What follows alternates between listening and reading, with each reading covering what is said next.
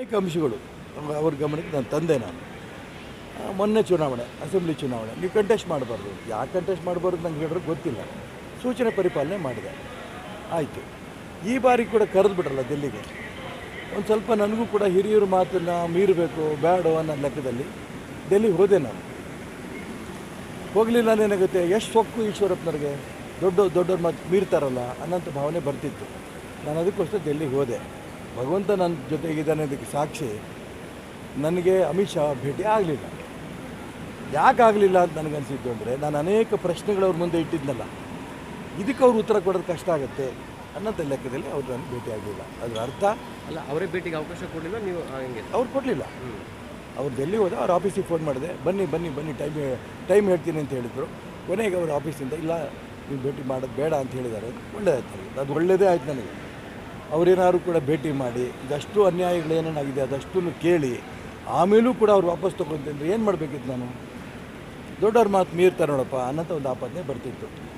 ಅವರೇ ಯೋಚನೆ ಮಾಡಿರಬೇಕು, ಇಲ್ಲ ಅವ್ರು ಮಾಡ್ತಿರೋದು ನ್ಯಾಯ ಇದೆ, ನ್ಯಾಯಕ್ಕೋಸ್ಕರ ಹೋರಾಟ ಮಾಡ್ತಿದ್ದಾರೆ. ನಾವೊಂದು ಕಡೆ ಹೆಂಗೋ ನ್ಯಾಷನಲ್ BJP ಹೋರಾಟ ಮಾಡ್ತಿದ್ದೀವೋ, ಕರ್ನಾಟಕ ರಾಜ್ಯದ ಭಾರತೀಯ ಜನತಾ ಪಾರ್ಟಿಯಲ್ಲಿ ಆಗ್ತಿರೋಂಥ ಅನ್ಯಾಯದ ವಿರುದ್ಧ ಅವ್ರು ಹೋರಾಟ ಮಾಡ್ತಿದ್ದಾರೆ, ಸರಿ ಇರ್ಬೋದು ಅನ್ನೋಂಥ ಭಾವನೆ ಅವರು ಅನೇಕರ ಹತ್ರ ಮಾತಾಡಿ ಈ ತೀರ್ಮಾನ ತೊಗೊಂಡಿರ್ಬೋದು.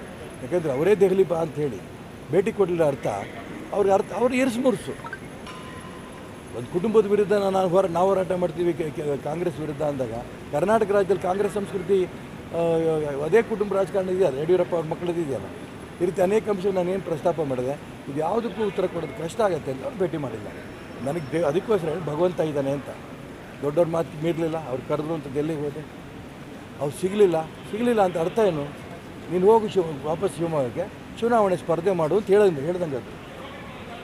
ಹಾಗಾಗಿ ನಾನು ಚುನಾವಣೆ ಸ್ಪರ್ಧೆ ಮಾಡೋದಕ್ಕೆ ಈ ದೆಹಲಿಯ ಯಾತ್ರೆ ನನಗೊಂದು ಭಗವಂತ ಕೊಟ್ಟಂಥ ವರ ಅಂತ ಭಾವಿಸ್ತೀನಿ. ನಾನು ಚುನಾವಣೆ ಸ್ಪರ್ಧೆ ಮಾಡ್ತೀನಿ. 12ನೇ ತಾರೀಕು ಶಿವಮೊಗ್ಗದಲ್ಲಿ ರಾಮಣ್ಣ ಶೆಟ್ಟಿ ಪಾರ್ಕಿಂದ ಬೆಳಿಗ್ಗೆ 10 ಗಂಟೆಗೆ ದೊಡ್ಡ ಮೆರವಣಿಗೆ ಹೊರಡ್ತೀವಿ ನಾವು. ಆ ಮೆರವಣಿಗೆ ಹೋಗಿ ನಾಮಿನೇಷನ್. ಅಲ್ಲಿ ಜನಬೆಂಬಲ ಹೇಗಿದೆ ಸರ್? ಅಲ್ಲಿ ನೀವು ಬಂದು ನೋಡಿ ಗೊತ್ತಾಗುತ್ತೆ. ಎಲ್ಲರೂ ಹೇಳೋದು ಒಂದೇ, ಹಿಂದುತ್ವದ ಪರ ಹೋರಾಟ ಮಾಡ್ತಿದ್ದಾರೆ ಒಂದು, ಇವ್ರಿಗೆ ಅನ್ಯಾಯ ಆಗಿದೆ ಇನ್ನೊಂದು. ಈ ರೀತಿ ಕರ್ನಾಟಕ ರಾಜ್ಯದಲ್ಲಿ ಒಂದು ಕುಟುಂಬ ರಾಜಕಾರಣ ಯಾವುದೇ ಕಾರಣಕ್ಕೂ ಇರಬಾರ್ದು. ಈ ಎಲ್ಲ ಅಂಶಗಳು ಸಾಮಾನ್ಯ ಜನ ಮಾತಾಡ್ತಿದ್ದಾರೆ. ನಾವಿನ್ನೂ ಹೋಗಿ ಸಾಮಾನ್ಯ ಜನರ ಹತ್ರ BJPನೋ ಕಾಂಗ್ರೆಸ್ಸೋ JDSಸೋ ಭೇಟಿ ಮಾಡೋಕ್ಕಾಗಿಲ್ಲ, 3 ಪಕ್ಷದವ್ರು ಭೇಟಿ ಮಾಡೋಕ್ಕಾಗಿಲ್ಲ. ಆದರೆ ಜನ ಮಾತಾಡೋಕ್ಕೆ ಶುರು ಮಾಡ್ಯಾರ, ನಾವು ಈಶ್ವರಪ್ಪನಿಗೆ ಭೇಟಿ ಮಾಡಬೇಕು ಅಂತ, ಅವ್ರು ಬೆಂಬಲ ಕೊಡಬೇಕು ಅಂತ.